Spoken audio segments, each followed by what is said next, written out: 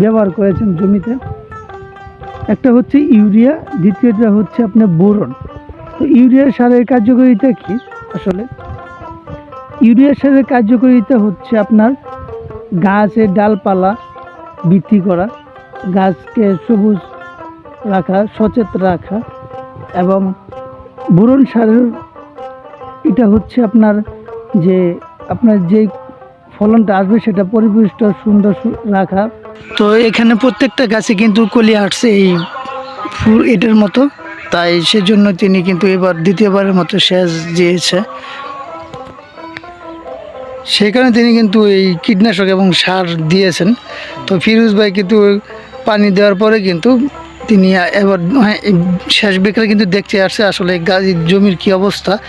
তো এখানে কিন্তু যে এখন বর্তমান কফির যে দাম একদম স্বল্প টাকা, মানে বাজার খুবই কম।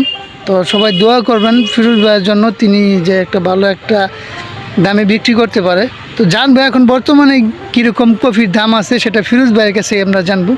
তো আসসালামু আলাইকুম ভাই। তো এখন যে তোমার যে ফুলকপিটা করছো, তো গাছ কীরকম আছে? মোটামুটি আলহামদুলিল্লাহ ভালোই আছে, কিন্তু বাজার ড্যাম।